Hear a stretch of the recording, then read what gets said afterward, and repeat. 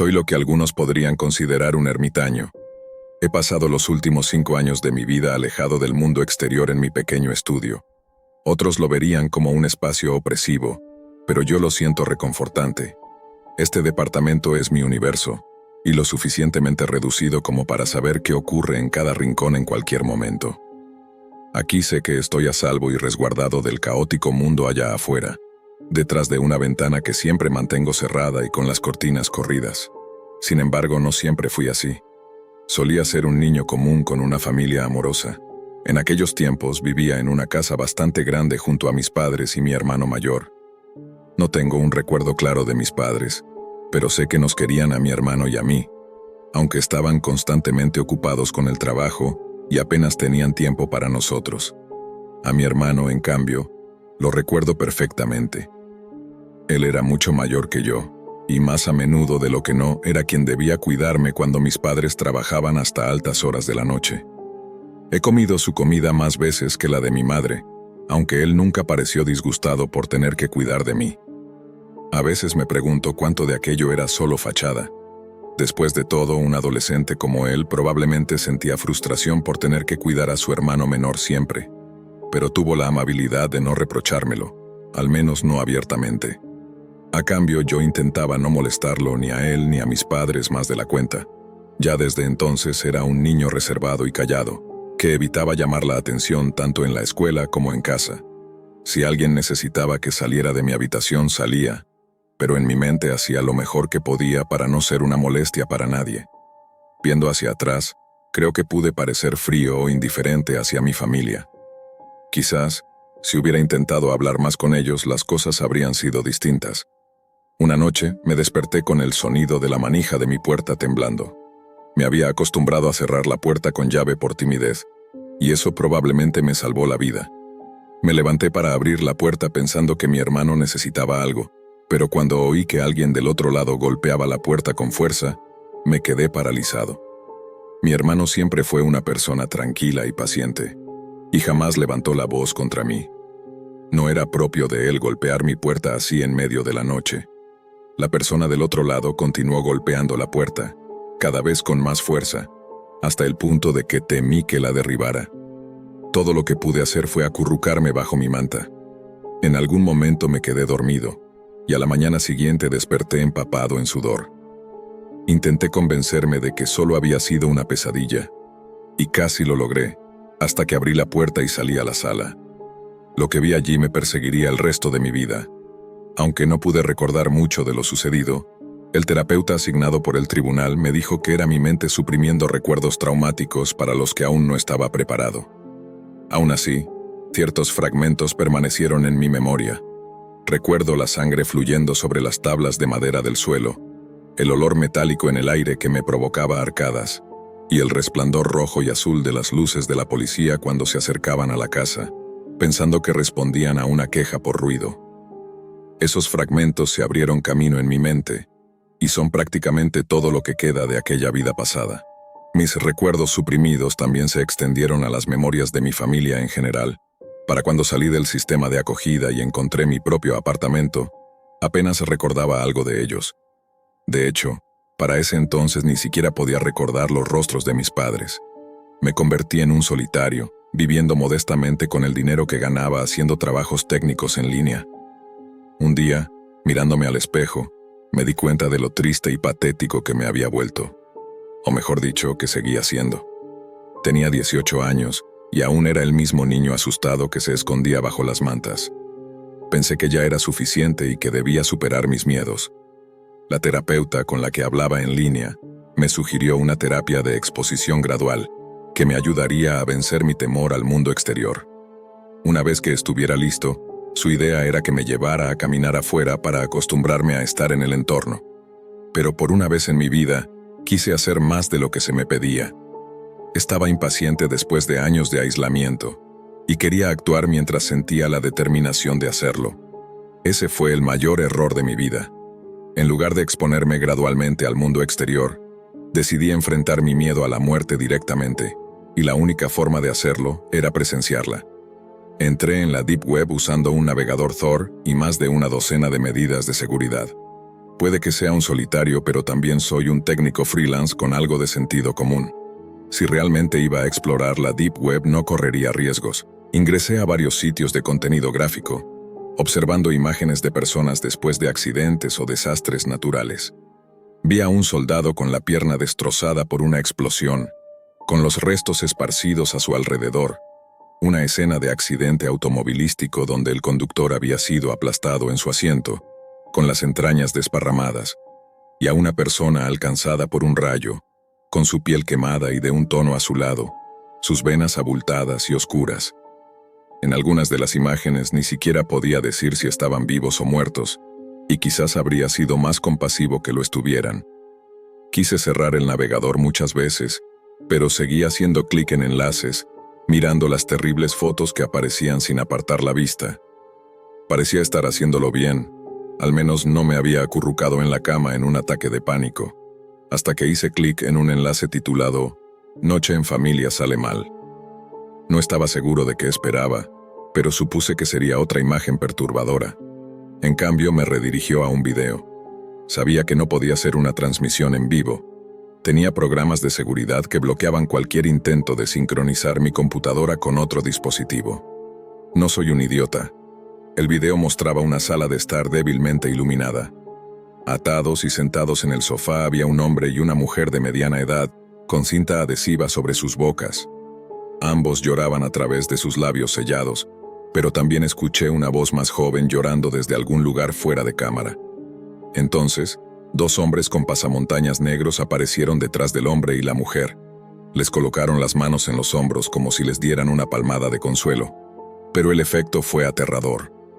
Los llantos de la voz joven fuera de cámara se hicieron más fuertes.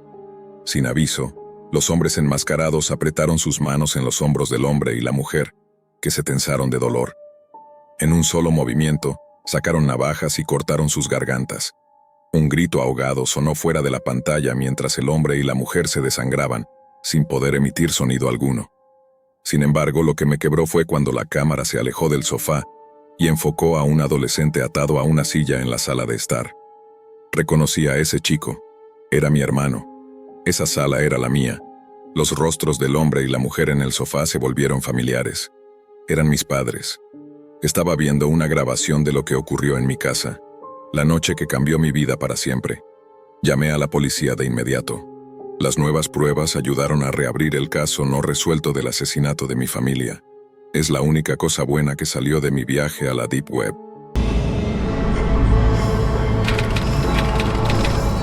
Compartiendo esta información. Soy un hombre de 22 años que acaba de finalizar su maestría en la universidad. Tenía 12 años cuando me dieron permiso para usar la computadora portátil de repuesto de mi padre.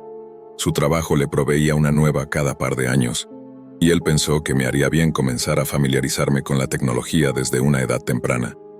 Ya en la secundaria, escuché a un grupo de chicos que comentaban cómo algunos accedían a partes restringidas de Internet, donde se podía encontrar la información de cualquiera. Así fue como empecé a investigar más y descubrí la Deep Web. Encontré sitios de servidores proxy y métodos de hackeo que permitían usar comandos de consola para ocultar la dirección IP y, básicamente, abrir muchas puertas cerradas. Pasé gran parte de mi adolescencia realizando este tipo de actividades en línea y frecuentaba foros como uno llamado RAD para hablar con personas que hacían lo mismo.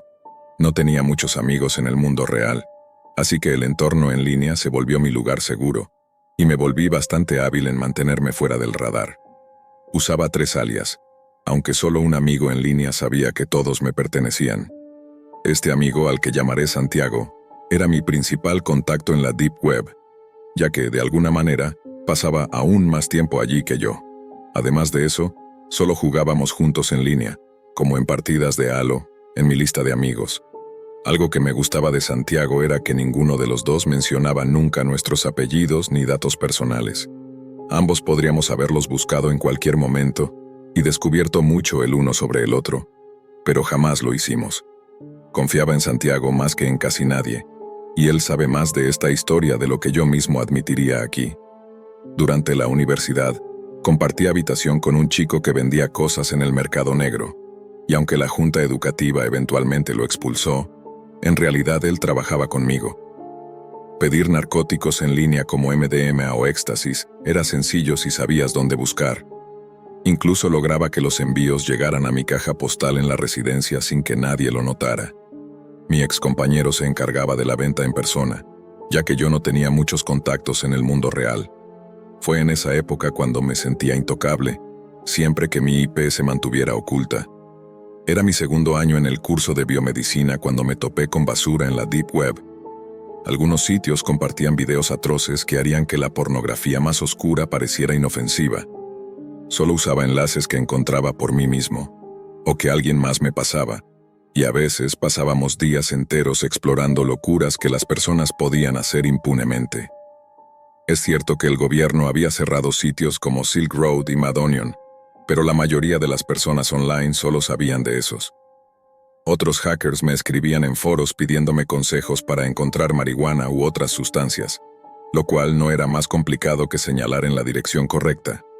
Aunque la universidad afirmaba que monitoreaba el tráfico de Internet para evitar actividades inusuales, puedo asegurar que no hacían nada real contra quienes verdaderamente lo hacían. No estoy admitiendo haber participado en estas actividades, pero conozco muy bien a quienes lo hicieron. Para el tercer año de universidad, había ahorrado suficiente dinero para tener mi propio conjunto de pantallas múltiples, lo que me permitía descifrar detalles de sitios mucho más rápido y eficientemente. Rondaba algunos sitios extremos, y de hecho, había tenido conversaciones en salas de chat con algunos administradores de sitios perturbadores. Tal vez te sorprendería lo normal que parece alguien que gestiona este tipo de plataformas, a menos que supieras lo que realmente hace. Después de casi 10 años navegando en la Deep Web sin mayores problemas, me uní a Santiago y a unos pocos más en una sala de chat para compartir algunos enlaces enfermos. Santiago y otro amigo discutían sobre un sitio cuya encriptación solo había sido descifrada por una persona, alguien incluso más novato que yo, aunque sospechábamos que era autista o algo similar, porque el sitio que compartió con nosotros era lo más vil que he visto en mi vida.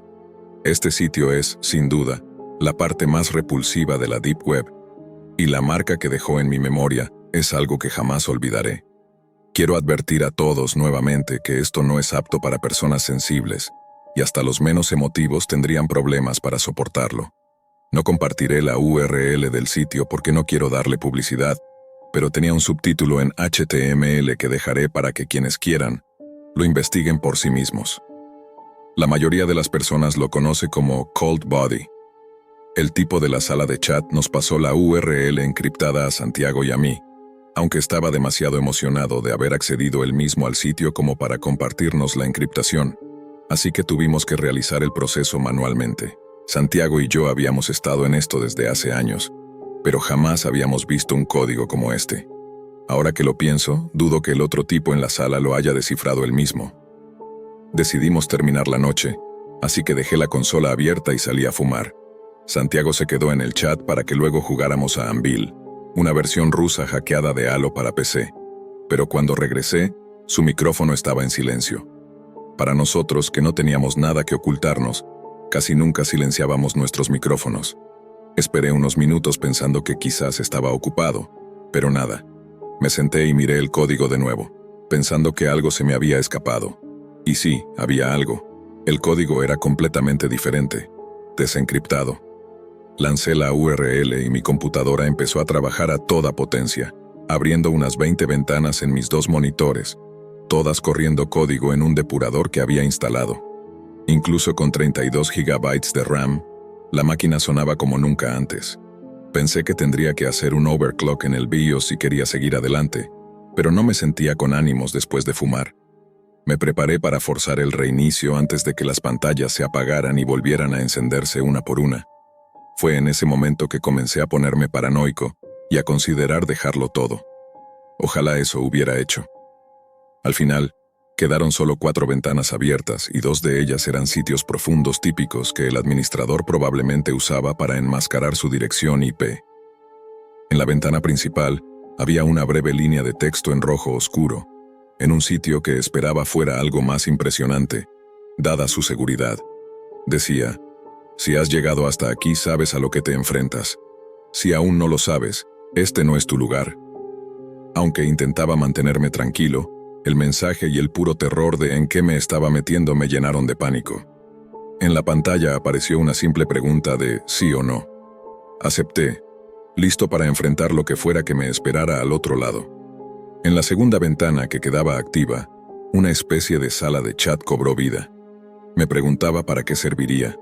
Tal vez otro relé de IP o algún tipo de aplicación en las sombras diseñada para disfrazar la verdadera función del sitio. Todo lo que decía era inserte nombre y una contraseña opcional. Todavía no estoy seguro de cuál era el propósito de esa contraseña, pero me extrañó que la gente pudiera tener cuentas en un sitio de este tipo. Pasaron algunos fragmentos más de texto en rojo en la pantalla, y luego se abrió en lo que parecía una sala de chat, como las de Omegle o algo parecido, solo que sin anuncios, ni colores, ni más decoración que el oscuro texto rojo. Este chat era un poco más avanzado que la primera ventana, que ahora se había congelado y no respondía a ninguno de los comandos que estaba intentando. Debo admitir que encontrar ese sitio en primer lugar se sentía como un logro, y no podía esperar para contárselo a Santiago, hasta que la ventana del chat se llenó de nombres. Uno de ellos me resultaba familiar. Era uno de los alias de Santiago. Diría que había unas 3 docenas de personas en la sala de chat, aunque no recuerdo los nombres, y de hecho, aunque los recordara, jamás me atrevería a revelarlos después de esto.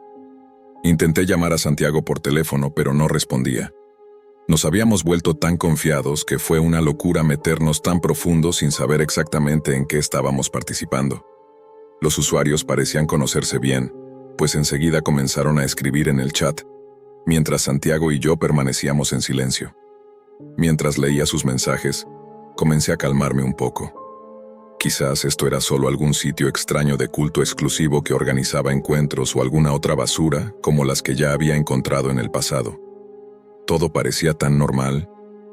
Entonces, ¿por qué toda esa seguridad tan intensa? La primera ventana, que seguía en blanco e inactiva, de repente empezó a cargar un archivo de video. Tal vez era un video snuff. Tenía sentido esconder algo así, aunque no con tanta protección, y la sala de chat tampoco encajaba con lo que había visto antes. Ojalá hubiera tenido claridad de pensamiento en ese momento, y estas dudas hubieran surgido en mi cabeza antes de proseguir. Pero estaba demasiado drogado para pensar en eso. Sentí la tentación de preguntar de qué se trataba el video, pero temía que eso me delatara como alguien ajeno. Santiago tampoco había dicho nada, así que preferí no hacer preguntas que resultaran sospechosas. Me armé de valor, y tratando de sonar casual y algo insensible escribí: «Entonces, ¿para qué estamos todos aquí, malditos enfermos?». Intenté sonar sarcástico y despreocupado, pero nadie respondió. De hecho, todos se quedaron en silencio. Santiago seguía callado, pero asumí que también me había notado en el chat. Después de un momento el video terminó de cargar y comenzó a reproducirse. Algunos usuarios enviaron mensajes en los que mostraban su anticipación, mientras la pantalla mostraba la imagen de un sótano oscuro y lúgubre. La calidad del video era pésima al principio, pero mejoró tras unos 30 segundos. Sentí un miedo profundo. Estaba solo en la casa que compartía con mis compañeros de cuarto. La mayoría había salido de vacaciones de verano y yo no planeaba volver a casa hasta dentro de 2 semanas. Estaba solo en la penumbra, con poco más que el sonido ambiental de lo que fuera que estuviera ocurriendo en ese video. El video continuó así durante unos 4 o 5 minutos. Cada segundo, miraba fijamente la pantalla esperando que algo sucediera. Finalmente, un hombre apareció en la escena, sosteniendo un pizarrón blanco con algunas letras en un idioma extranjero y las palabras Cold Body en la parte inferior. El hombre era jodidamente intimidante, obeso, y llevaba una barba que solo podría describir como la de un motociclista. Comenzó a hablar, aunque al principio no entendía lo que decía. Creo que era chino, pero no soy experto en idiomas. Por suerte para Santiago y para mí, el hombre tenía a otra persona a su lado que hablaba un poco de inglés. «Hola, usuarios. Bienvenidos al Cold Body Show». Honestamente, en ese momento estaba más intrigado que asustado. El video parecía algo digno de mostrar a los demás. Ese pensamiento no volvió a cruzar mi mente. De repente, el hombre que hablaba inglés comenzó a llorar y sollozar, con lágrimas cayendo mientras miraba a la cámara. Se movía desesperado. El hombre que sostenía el pizarrón le gritó en chino, y luego otro individuo apareció en escena y le apuntó con un arma en la cabeza. Antes de que pudiera procesarlo, el hombre disparó y no se detuvo ahí. Presionó el cañón del arma contra la sien del cadáver y disparó otra vez y otra vez, cada disparo llenando la escena con sangre y, supongo, pedazos de cráneo.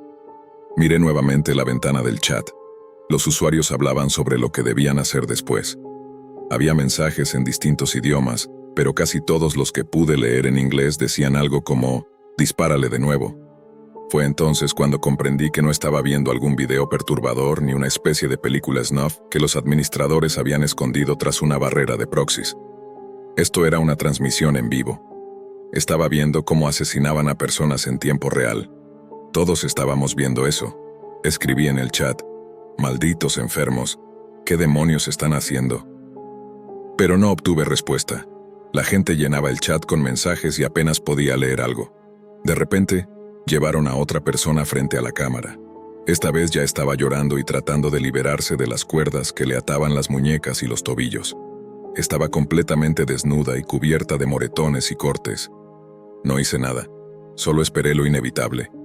El hombre le disparó en la cabeza y observó cómo su cuerpo caía al suelo. Las personas en el chat aplaudían y pedían más. Alguien tomó la cámara y la colocó hacia una mesa de metal cubierta de lo que parecían desperdicios. Arrastraron el cuerpo de la mujer hasta la mesa y lo colocaron ahí. No creo que el mundo deba saber lo que sucedió después. No estoy bromeando. Esta es tu última advertencia. Colocaron el cadáver en la mesa como si fueran a operar. Varios hombres con máscaras de esquí rojas y negras se acercaron, llevando consigo cuchillos de cocina, taladros portátiles y otras herramientas. Apenas podía mirar sin sentir náuseas. Los hombres empezaron a despedazar el cuerpo, cortando sus extremidades, apuñalando su torso y abriéndola en canal. Cuando volví a mirar, uno de ellos estaba abusando del cadáver mutilado. Estuve a punto de vomitar sobre el teclado, pero logré controlarme. Mi corazón latía desbocado. Todo esto era una locura y estaba metido en aguas demasiado profundas. Cuando terminaron, apenas quedaba un muñón de lo que alguna vez fue un ser humano. No se le podía llamar humano en absoluto. Le arrancaron la cabeza del cuello y la colocaron dentro de su propio torso, junto con uno de sus brazos. Después trajeron a 3 personas más a la escena, todas gritando por sus vidas y tratando de escapar. A una de ellas le dispararon en la pierna. Los otros 2 estaban temblando, intentando no gritar. El hombre que sostenía el pizarrón se acercó a la cámara y miró fijamente hacia el lente. Sus ojos eran oscuros y salpicados de sangre, y fue como si estuviera mirándome directamente. Dijo algo más en el mismo idioma extranjero de antes. Cuando dejó de hablar, la ventana del chat también enmudeció. Solo quedó allí esperando. Pasaron cerca de 20 segundos en los que el hombre solo miraba a la cámara después de terminar de hablar, sin que ocurriera nada más al principio. Entonces, el chat comenzó a mencionar a Santiago y a mí, usando nuestros nombres de usuario. Más personas empezaron a escribir nuestros nombres en mensajes que inundaban la tabla de mensajes.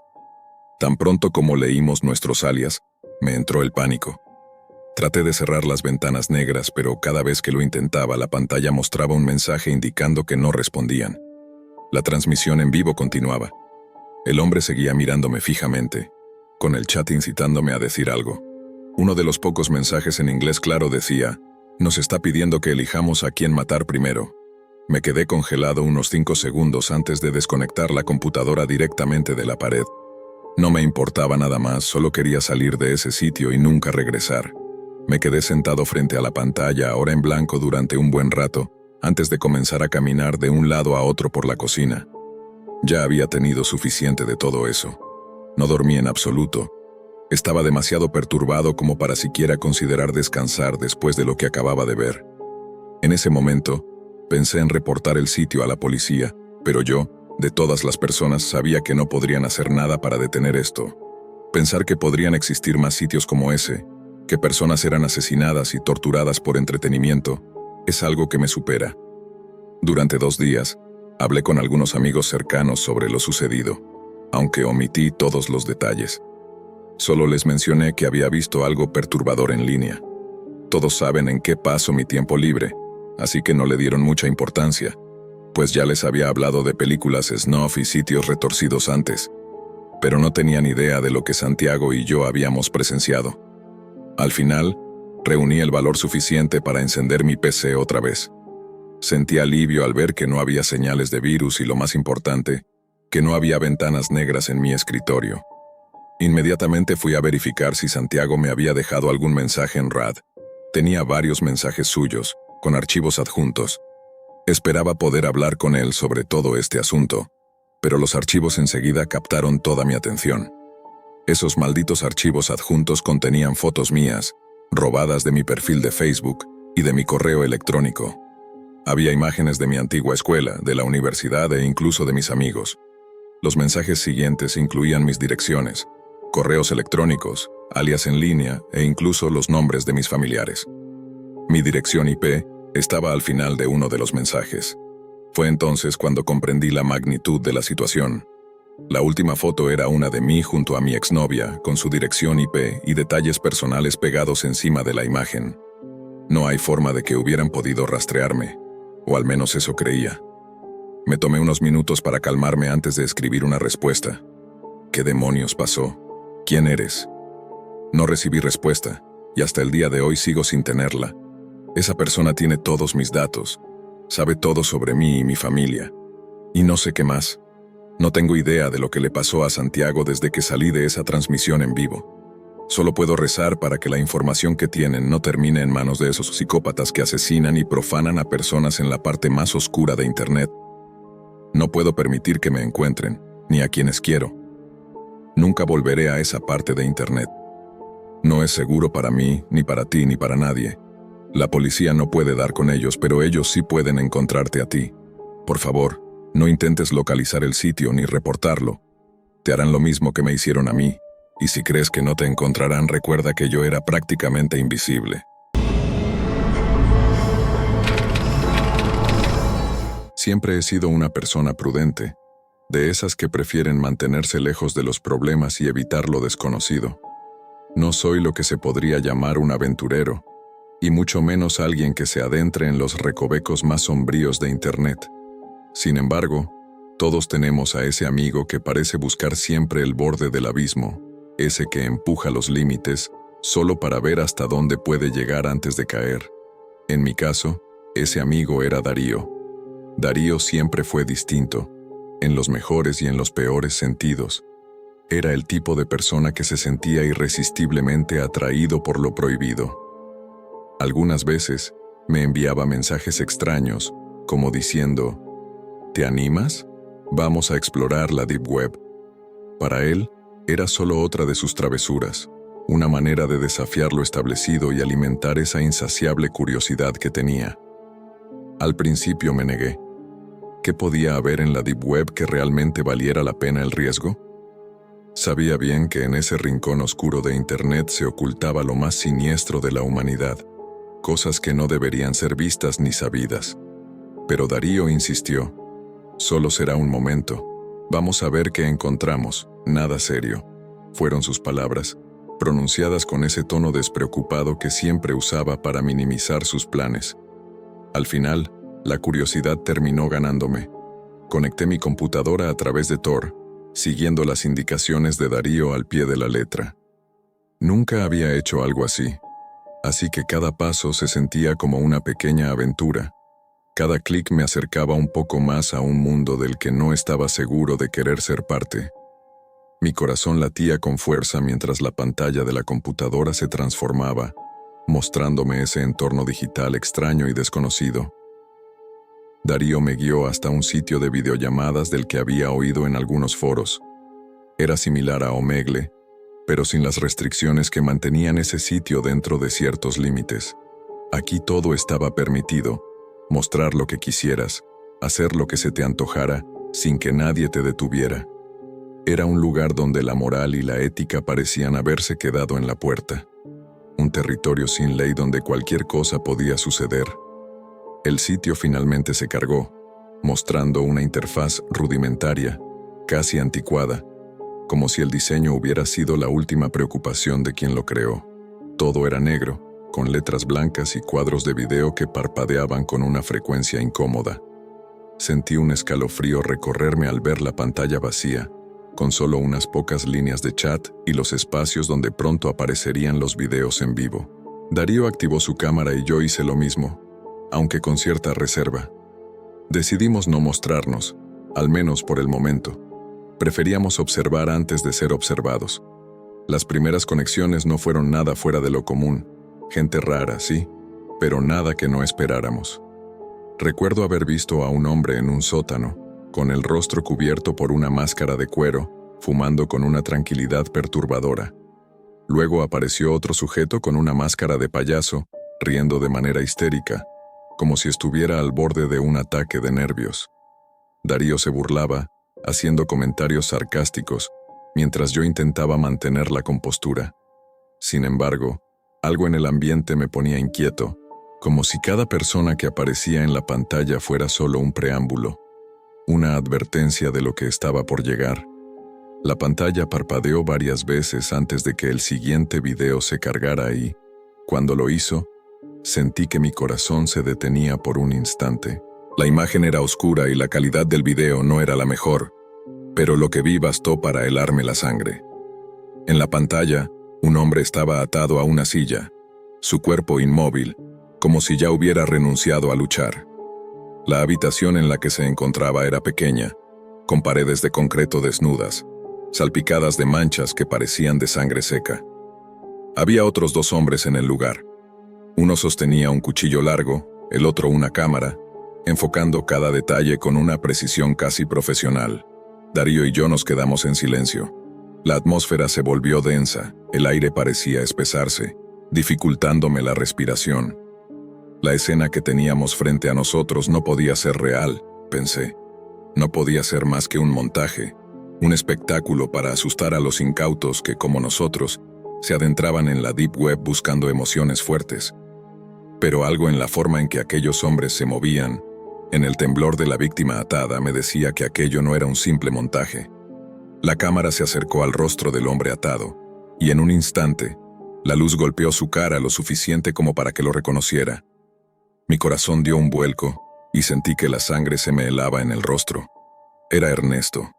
Sí, mi compañero de primaria, el mismo que había visto por última vez en una reunión de exalumnos hacía varios años. Compartimos tantos años de infancia, fue increíble verlo allí. «Es el Ernesto», murmuré sin poder creer lo que veía. Darío permanecía en silencio, mirando fijamente la pantalla. Podía ver en sus ojos el mismo terror que sentía yo, aunque él no quería admitirlo. «Debe ser una coincidencia», murmuró sin apartar la vista. «No puede ser él». Pero sus palabras carecían de convicción. Sabíamos que había algo en esa coincidencia, algo inexplicable, pero que estaba allí, mirándonos desde el otro lado de la pantalla. Los hombres comenzaron a moverse de nuevo. Uno de ellos levantó el cuchillo, y todo en la habitación pareció detenerse por un segundo. Sentí que el tiempo se ralentizaba, como si todo se hubiera detenido para observar lo que estaba a punto de suceder. El cuchillo descendió, cortando primero uno de los dedos del hombre. La cámara se enfocó en la herida, en la sangre que brotaba como un río, y en el grito ahogado de la víctima. No podía apartar la vista, aunque cada fibra de mi ser me gritaba que lo hiciera. Darío permanecía en silencio, paralizado por el horror. Sus manos temblaban, y su rostro, antes lleno de confianza y despreocupación, ahora estaba desfigurado por el miedo. Lo que siguió fue una sucesión de horrores que no creía posibles. Los hombres continuaron, primero con los dedos, luego con las manos, como si estuvieran desmembrando un muñeco. Todo se hacía con una precisión espeluznante, como si lo hubieran practicado cientos de veces. La cámara no perdía detalle, capturando cada grito, cada espasmo de dolor. La pantalla se llenó de sangre, y mi corazón comenzó a latir tan fuerte que temí que se me saliera del pecho. Me descubrí incapaz de moverme, atrapado en una pesadilla de la que no podía escapar, una pesadilla que no terminaría hasta que ese hombre en la silla, Ernesto, si realmente era él, fuera reducido a poco más que un montón de carne mutilada. La sangre continuaba fluyendo, empapando el suelo, manchando las paredes y creando un río rojo que se extendía por la habitación. Y aún así, él seguía con vida. Carlos seguía vivo, a pesar de que ya no tenía manos y a pesar de que la sangre brotaba de sus muñones como un oscuro manantial. Sus ojos, aquellos que conocí en la infancia, estaban abiertos, llenos de terror y dolor, pero también de algo más, una especie de resignación, como si supiera que este era su destino, como si ya hubiera aceptado lo inevitable, y aún así, continuaba luchando. Su cuerpo se retorcía en la silla, sus músculos se contraían en un intento desesperado por liberarse de esa muerte que lo acechaba. Apagué la computadora de un manotazo, incapaz de soportar un segundo más. El sonido del ventilador de la CPU fue lo único que quedó en la habitación, mientras el eco de los gritos ahogados de Carlos seguía resonando en mi mente. Me alejé del escritorio temblando de pies a cabeza, sintiendo como si estuviera cubierto de un sudor frío que no podía controlar. Darío, que hasta ese momento había estado en un silencio aturdido, finalmente habló, pero su voz era apenas un susurro, temblorosa, cargada de una incredulidad que nunca había mostrado antes. «¿Qué fue eso?», murmuró, sin apartar la vista de la pantalla ahora en negro. Sus ojos estaban abiertos de par en par, casi desorbitados, como si intentara procesar lo que acabábamos de presenciar. Yo no tenía respuestas para él, ni para mí mismo. Lo que habíamos visto era algo que no deberíamos haber presenciado, algo que no pertenecía a este mundo, y sin embargo ahí estaba, grabado en nuestras mentes para siempre. No sé cuánto tiempo pasamos en silencio, pero cada segundo se sintió eterno. Darío finalmente se levantó y caminó hacia la ventana para abrirla, como si el aire fresco de la noche pudiera disipar el horror que nos envolvía. Pero ni siquiera la brisa nocturna lograba calmar el miedo, que estaba incrustado en mí como una espina imposible de arrancar. «No podemos decirle a nadie», dije, rompiendo el silencio. La voz que salió de mi garganta no parecía mía. Era áspera, desconocida, como si ya no fuera la misma persona que había comenzado esa noche. Darío asintió, sin mirarme, aún enfocado en la ventana. «¿Y qué vamos a decir? Nadie nos creería. Dirían que fue algún tipo de montaje, una broma para asustarnos», respondió, aunque sus palabras se desvanecieron como si no pudiera terminar esa frase. Sabíamos lo que habíamos visto, sabíamos que no era un montaje, y esa certeza era lo que más nos aterrorizaba. Las semanas que siguieron traté de llevar mi vida como si nada hubiera pasado, pero era imposible. La imagen de Carlos, o de quien fuera ese hombre, me perseguía constantemente. Lo peor vino cuando comenzaron a circular rumores entre nuestro grupo de amigos de la infancia. Carlos no había regresado a casa. Su familia estaba desesperada, buscándolo sin encontrar ninguna pista. Se suponía que había ido a trabajar, pero nunca llegó. Su desaparición fue reportada, pero pronto se convirtió en un simple número en la interminable lista de personas que desaparecen sin dejar rastro. ¿Era él? ¿Habíamos presenciado su tortura y muerte en ese sitio maldito? No podía estar seguro, pero cada día las coincidencias se volvían más difíciles de ignorar. Sabía que si alguien alguna vez me preguntaba, tendría que mentir. No podía contar la verdad, porque incluso si lo hiciera, ¿quién me creería? Darío y yo eventualmente nos distanciamos. Era inevitable. Habíamos compartido algo que, aunque nos unía, también nos separaba. Cada vez que nos veíamos era como si aquella noche estuviera entre nosotros, un muro invisible que recordaba lo que habíamos hecho y lo que habíamos visto. Con el tiempo, él dejó de responder mis mensajes, y yo dejé de intentar contactarlo. Pero la historia no terminó ahí. Poco después comencé a recibir correos electrónicos anónimos. Al principio eran solo palabras sueltas, frases sin sentido, que podrían haber sido spam o algún tipo de broma de mal gusto. Pero entonces empezaron a llegar las imágenes. Eran capturas de pantalla del video que habíamos visto aquella noche. Cada una mostraba a Carlos, su rostro, sus manos mutiladas, su mirada vacía. Y con cada imagen llegaba una palabra: recuerda. No supe qué hacer. Sentí que mi cordura comenzaba a desmoronarse, como si las paredes de la realidad se cerraran sobre mí.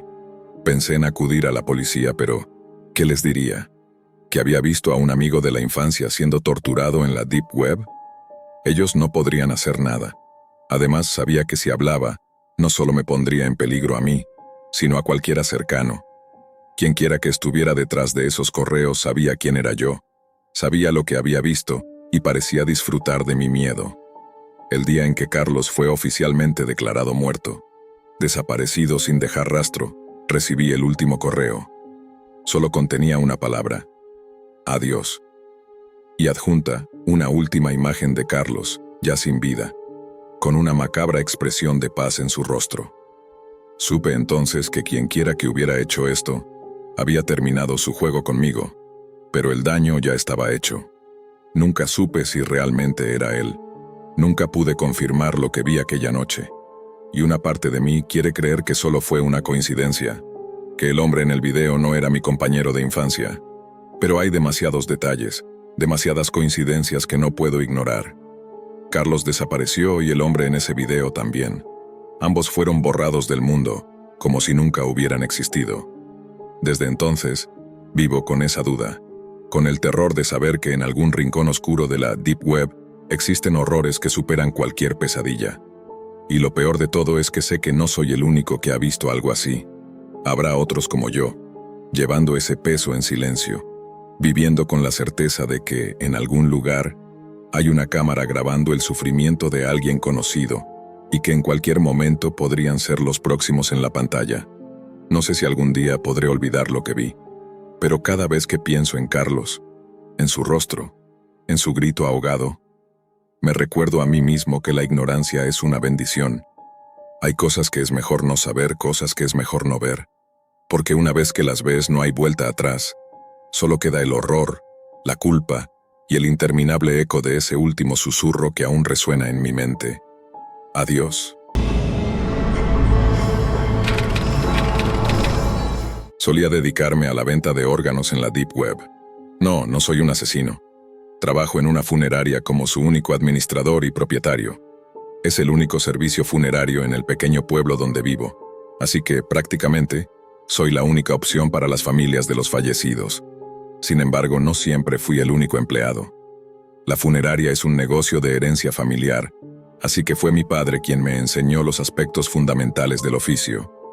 Tan pronto como cumplí la mayoría de edad, intenté alejarme de eso yendo a estudiar medicina. Después de la universidad, me fue bastante bien durante los 3 años que estuve allí, hasta que me vi forzado a regresar a mi ciudad natal. Mi padre había fallecido repentinamente de un infarto en casa, y en su testamento me dejó la funeraria. También pidió que fuera yo quien preparara su cuerpo para el funeral. Embalsamar a mi propio padre fue lo más difícil que tuve que hacer, pero lo hice de todos modos porque era lo que él deseaba. Estaba claro que el negocio familiar significaba mucho para él, y los habitantes locales también lo necesitaban si querían un servicio adecuado sin tener que conducir kilómetros hasta la siguiente funeraria más cercana. Sabiendo eso, simplemente no pude abandonarlo, además de que no me quedaba otra opción, ya que no podía pagar mis préstamos estudiantiles ahora que mi padre no estaba para ayudarme a mantenerme. Tenía 2 alternativas: trabajar como administrador de la funeraria y seguir pagando mis préstamos hasta el día en que me llegara el turno de ser enterrado, o encontrar un pequeño negocio paralelo que me permitiera saldar la deuda antes de jubilarme. La elección era evidente en mi mente. La experiencia que adquirí en medicina me ayudó a extraer con precisión los órganos de cada cuerpo que llegaba a mi mesa de embalsamamiento. Los trajes y vestidos que les colocaba cubrían las cicatrices, y un poco de relleno donde antes estaban los órganos evitaba que los cuerpos parecieran desinflados. La verdad, no era muy diferente del embalsamamiento habitual. Sus seres queridos ni siquiera se percataban durante el funeral, y a menudo me agradecían por hacer que sus familiares se vieran casi vivos una última vez, sin saber que tenía sus órganos almacenados en un congelador en la parte trasera de la funeraria. Aunque los encargados de una funeraria ponemos un gran esfuerzo en que los cuerpos se vean bien, nuestros clientes vivos tienden a no examinar a los fallecidos tan de cerca al final. Así que lo que ellos no saben no puede dañarlos, ¿verdad? No es como si los propios cuerpos pudieran objetar lo que les hago. Ya están, en fin, muertos. Considerando algunas de las cosas perturbadoras que incluye el embalsamamiento convencional, nosotros, los encargados de funerarias, ni siquiera existiríamos si los cuerpos pudieran decidir por sí mismos.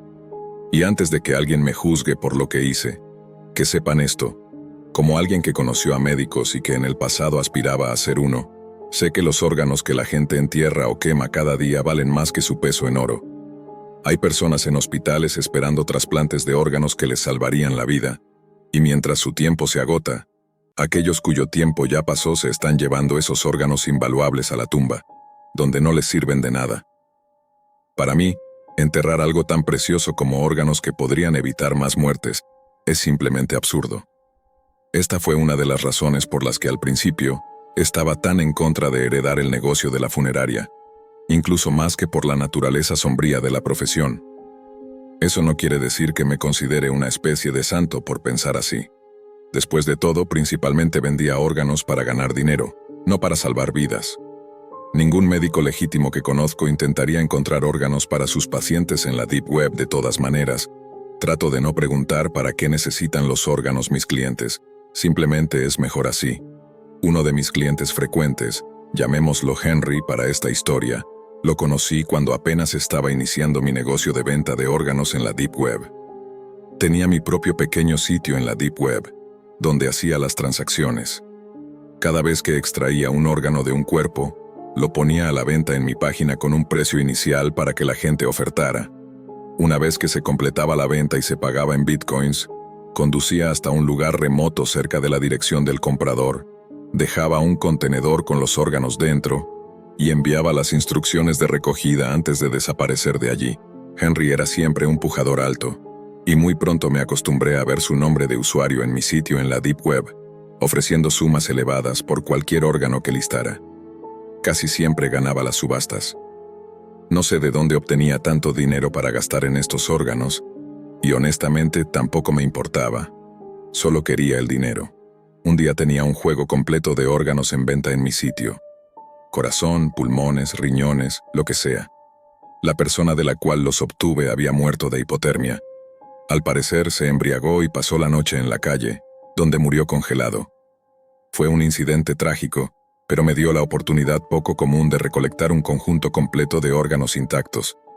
Además, el hecho de que muriera debido al frío significaba que todos los órganos estaban bien conservados aún. Para cuando llegaron a mi mesa de embalsamamiento, aunque el hígado estaba un poco deteriorado, Henry ganó la subasta por varios de los órganos. En un solo día gané una suma considerable de dinero, pero también me tocó cargar una pesada nevera portátil con un corazón, un par de pulmones, 2 riñones y un hígado desagradable a través del estado hasta llegar a la ciudad donde estaba. Aquel día estaba realmente exhausto. Extraer tantos órganos sin dañarlos y luego volver a coser el cuerpo no es fácil. Eso, sumado al hecho de que ya le había entregado órganos a Henry unas 12 veces antes, hizo que no notara el coche negro que me seguía hasta que ya estaba en una zona apartada de la ciudad. Cuando vi el coche en el espejo retrovisor, sentí mi pulso acelerarse. Siempre había temido que algo así sucediera. Pensé que la policía finalmente había descubierto lo que estaba haciendo, pero antes de dejarme llevar por el pánico, me calmé. Tal vez era solo una coincidencia, un coche que iba en la misma dirección.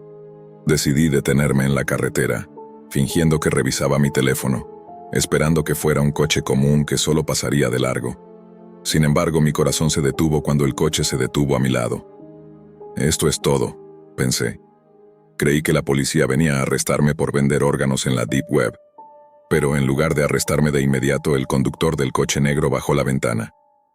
Dentro había un hombre de aspecto común, vestido con una camisa blanca. Manteniendo mi ventana cerrada, seguí fingiendo revisar el teléfono. Fue entonces cuando recibí un mensaje. Era de Henry, y decía simplemente, «Mira a tu lado».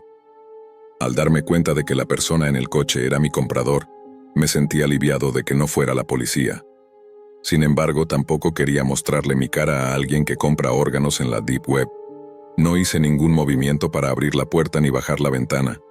Solo le envié un mensaje preguntando si él era el tipo en el coche a mi lado. Confirmó mis sospechas y me pidió que bajara la ventana para poder hablar. No me moví. Le respondí que podíamos discutir lo que quisiera por mensaje. También le pregunté cómo sabía dónde estaba. Vi cómo se reía desde su coche al leer mi mensaje y luego me respondió que tenía sus formas. Solo pude suponer que de algún modo estaba rastreando mi teléfono. Entonces me preguntó cómo conseguía los órganos, a lo que respondí que no era asunto suyo.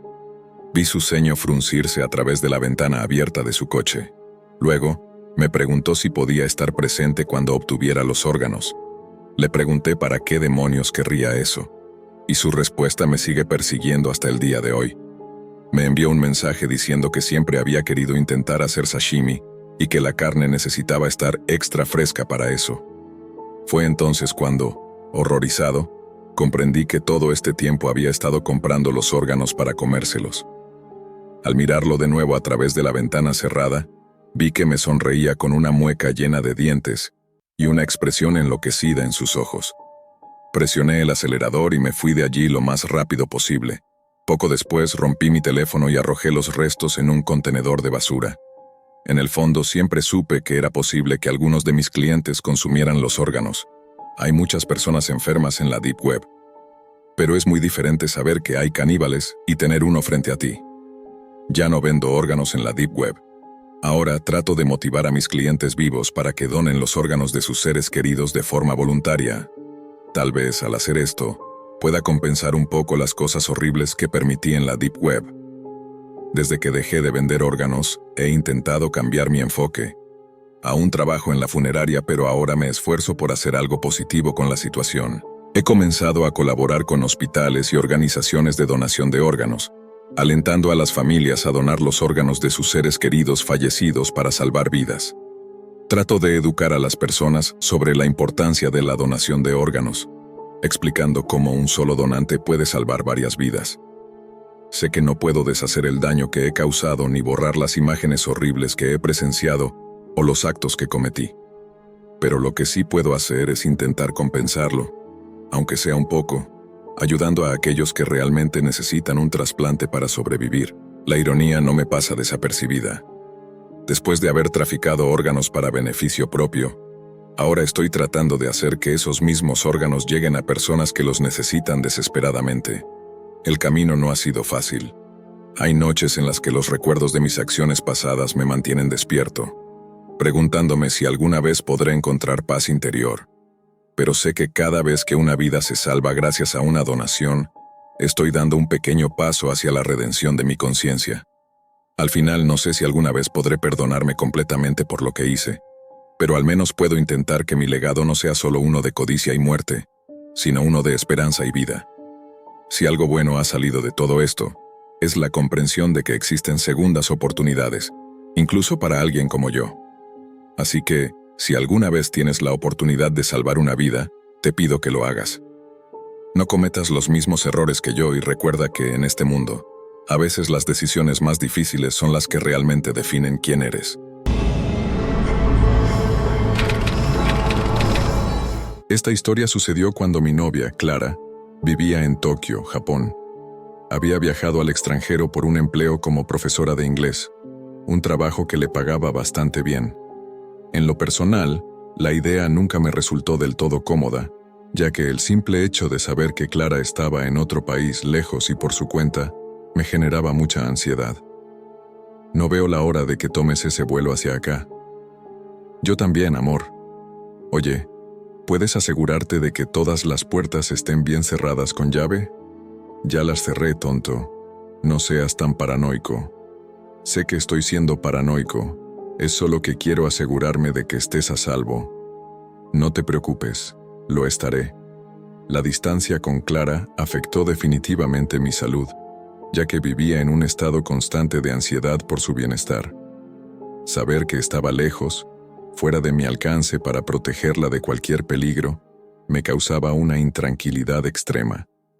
De hecho, mi doctor me recetó un inhalador para usarlo cada vez que sintiera que los síntomas de ansiedad aumentaban. No me adaptaba bien a las relaciones a larga distancia, pero estaba decidido a apoyar a Clara en su carrera. Viajaba a Tokio en algunas ocasiones, generalmente durante las vacaciones, cuando el trabajo para ambos era menos demandante.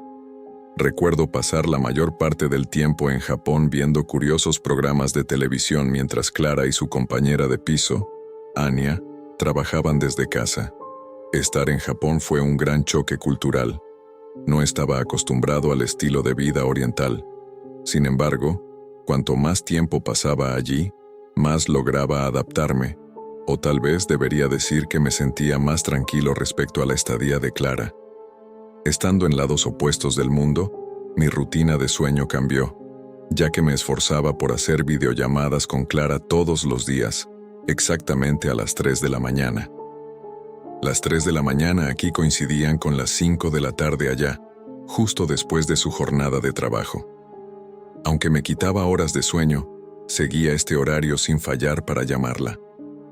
¿Harán algo para Halloween? Sí, Anya y yo probablemente iremos de bar en bar. Suena genial. Me gustaría poder estar allá. Hablamos luego. Anya me está llamando. Saber que Clara tenía una compañera de piso con quien se llevaba bien me brindaba cierta tranquilidad. Muchos de mis amigos conocían la preocupación que sentía por el bienestar de Clara y me enviaban mensajes de ánimo para ayudarme a sobrellevar la ansiedad. Pero todo cambió una noche en que recibí un mensaje de un compañero de la escuela. Abrí el mensaje y leí: Oye, Max, sé que te preocupas por Clara. Pensé que querrías ver este enlace. Era un enlace a un foro titulado ¿Es seguro enseñar en Japón? Al hacer clic, encontré comentarios que describían experiencias positivas, diciendo cosas como enseñar allá fue increíble, lo recomiendo, o una vez que vas a Japón, no querrás otro destino. Sin embargo, un comentario llamó mi atención. Decía: para los que consideren enseñar en Japón, tal vez quieran ver esto antes de comprometerse. Junto a esto había otro enlace. Dudé antes de hacer clic, pero mi curiosidad fue más fuerte. Al abrir el enlace, vi un video de baja calidad en el que una mujer tenía las manos atadas al techo y el cuerpo completamente envuelto en cinta adhesiva. Llevaba una máscara blanca con la palabra perro escrita en ella. No podía discernir si era una broma o algún tipo de video enfermo, hasta que un hombre se acercó a ella con un machete enorme. Se escuchaban los gritos de la mujer mientras él vociferaba: ¿Cuál es tu nombre? Por favor, señor, déjeme ir. Por favor, solo déjeme ir. Mi nombre es... En ese momento cerré el navegador y sin pensarlo llamé a Clara por video. Eran alrededor de las 3:15, casi la hora en que normalmente hablábamos. Vamos, responde la videollamada, pensé. Asumí que seguía trabajando o quizás estaba con Anya. Así que esperé pacientemente. Para matar el tiempo estuve en Instagram por 1 hora más o menos. Vi que Clara había publicado fotos de Halloween, mostrando un gran festival de disfraces en las calles de Japón. Fue entonces cuando noté algo alarmante. En cada foto que publicó, había un hombre en el fondo usando la misma máscara de perro que vi en el video. Estaba en cada foto, mirando en dirección a donde Clara y Anya posaban. Justo en ese instante, recibí una videollamada de Clara. Atendí la llamada con el corazón acelerado y vi lo que parecía ser Clara junto a Anya, ambas usando máscaras blancas con las palabras Perro 1 y Perro 2 escritas en ellas. ¿Por qué están usando eso? ¿Qué demonios está pasando? Quiero jugar un juego, chicas. Ambas se quedaron en silencio, mirando a la cámara como si mis palabras no tuvieran importancia. De repente, escuché la voz de un hombre en el fondo. Transfiere 50,000 a la cuenta de PayPal del Perro 2 ahora mismo o ambas morirán. ¿Qué está pasando? Por favor, déjalas en paz o llamaré a la policía. Como quieras. Perro 2, elimina al Perro 1 ahora. Por favor, no me hagas hacer esto. Hazlo, Perro 2. Elimina al Perro 1 ahora o ambas serán eliminadas. Fue entonces cuando Clara levantó un enorme cuchillo de cocina y apuñaló a Anya en el cuello. Podía oírla ahogarse en su propia sangre, luchando por respirar en sus últimos momentos. Por favor, detente. Haré lo que quieras. Solo no lastimes a mi novia. La voz en el fondo se reveló como el mismo hombre con la máscara de perro que había visto en el video y en las fotos. Sostuvo a Clara por la frente y levantó un machete diciendo: transfiere el dinero o este perro también será eliminado. Amigo, por favor, estoy haciendo la transferencia ahora mismo. Tomé el teléfono y transferí $50,000 a la cuenta de PayPal de Clara. Mira, ya está. Lo transferí. Por favor, déjala ir. Hice todo lo que querías. El hombre se acercó a la cámara y dijo: solo soy un hombre que intenta sobrevivir en este mundo frío y cruel. Hago lo que tengo que hacer para llevar comida a mi mesa. ¿Sabes? Esto no tiene nada que ver con Dios. Intenté llamar de nuevo, pero no hubo respuesta. Luego recibí 2 mensajes desde la cuenta de Clara. Abrí la ventana de chat y vi una imagen de la cabeza decapitada de Clara sobre el escritorio de su computadora. El segundo mensaje era una imagen de una cara burlona, con la leyenda "Te atrapé". Me volví adicta a las compras en mis años de preparatoria. Como la mayoría de las chicas de mi edad, me interesaban la moda, los chicos y la ropa que pudieran hacerme destacar frente a ellos. Había un chico en especial cuya atención realmente quería captar. Era uno de esos chicos acomodados que ni siquiera te miraría si no llevabas ropa de marca que costara más de lo que cualquier estudiante de preparatoria ganaría en un mes de trabajo parcial. Vamos a llamarlo Lucas, porque eso es lo que era ahora que lo pienso en retrospectiva. Para ser sincera, ya no sé por qué estaba tan obsesionada con él, aparte de que era rico y moderadamente atractivo. Debía ser una chica bastante ingenua y rara en ese entonces, especialmente considerando las cosas que llegué a hacer en un intento desesperado por llamar su atención. Quería ropa exclusiva y de edición limitada para impresionar a Lucas, ya sabes. Ese tipo de prendas por las que los compradores esperan haciendo fila y hasta acampan frente a las tiendas de marca desde la noche anterior al lanzamiento, solo por la oportunidad de comprarlas a un precio más alto de lo que la mayoría gana en un mes. Era absurdo, y sabía que lo era, pero era justo el tipo de cosas que a Lucas le gustaban, así que estaba dispuesta a dejar de lado el sentido común solo por él. Aún así, no tenía ni el tiempo ni el dinero para conseguir esas cosas. Mis padres jamás me dejarían usar su dinero para algo tan trivial, así que opté por buscar ropa de segunda mano en internet, a un precio que pudiera costear con lo que ganaba trabajando como niñera en mi tiempo libre. No tuve mucha suerte con esa búsqueda. Muchos vendedores intentaban ganar dinero revendiendo las piezas a precios más altos de lo que costaban nuevas, así que los precios seguían siendo más ridículos de lo que eran en tienda. Recuerdo haber leído una vez que podías encontrar productos robados a la venta en la Deep Web a precios bajos, ya que los vendedores querían deshacerse de ellos lo más rápido posible. Así que decidí probar suerte allí, una vez que agoté todas las demás opciones. Ingresé a la Deep Web usando un navegador especial y empecé a buscar sitios donde vendieran productos robados.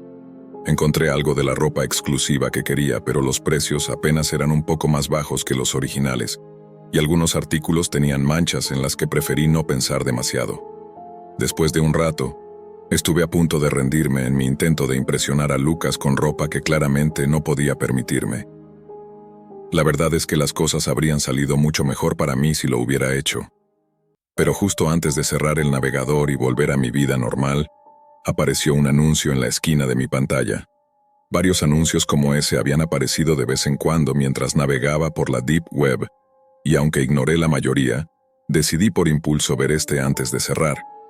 Era una oferta de venta de información de tarjetas de crédito por tan solo $25. Eso captó mi atención. Pensé que podría comprar la ropa en línea usando la tarjeta de crédito de otra persona, si simplemente compraba los datos por esos míseros $25. Probablemente debería haber sabido que algo no cuadraba, pero estaba demasiado cegada por la posibilidad de una solución fácil después de buscar tanto sin éxito. Así que compré el equivalente a $25 en bitcoins y lo gasté en los datos de una tarjeta de crédito ajena. Estaba lista para ir de compras. No diré el nombre de la persona cuya tarjeta de crédito usé, por razones que se harán evidentes para el propósito de esta historia. Vamos a llamarlo Tomás. Tomás estaba forrado de dinero. Debía haber gastado más de $50,000 en cosas, y aún así no alcancé el límite de su tarjeta. Me sentía en la cima del mundo al haber dado en el clavo. Incluso después de que Lucas me ignorara de inmediato para salir con una chica de una familia aún más rica que la suya, continué usando la tarjeta de crédito de Tomás para comprar prácticamente lo que quisiera en internet. Eso sí, nunca hacía que enviaran las cosas a mi casa. Había una casa abandonada en mi vecindario que usaba como dirección de entrega para todo lo que compraba. El jardín estaba algo descuidado, pero aparte de eso se veía lo suficientemente habitada como para que alguien que no supiera pensara que su dueño simplemente era muy perezoso para cortar el césped. Yo era bastante pequeña para una adolescente, así que podía colarme por una ventana trasera y entrar cuando esperaba algún paquete. En el día de entrega, iba a la casa y esperaba detrás de la puerta a que llegara el repartidor. En cuanto dejaban el paquete en la puerta principal y se marchaban, lo tomaba, lo guardaba en mi mochila y me lo llevaba a casa con una sonrisa en la cara. Todo estaba perfecto. Luego, un día, Mientras esperaba una chaqueta carísima, alguien llamó a la puerta. Al principio pensé que solo era el repartidor. Esperé en silencio a que se dieran por vencidos y dejaran el paquete en la puerta para irse, pero siguieron llamando. Luego empezaron a golpear la puerta mientras gritaban que Tomás abriera. Me asusté al escuchar el nombre de Tomás. Yo había usado la información de su tarjeta para comprar cosas a su nombre y hacerlas enviar a esa casa. Quienquiera que estuviera al otro lado debió haber rastreado las compras hechas a su nombre y encontrado la dirección donde las entregaban. Pensaban que yo era Tomás, y no sonaban nada contentos con él.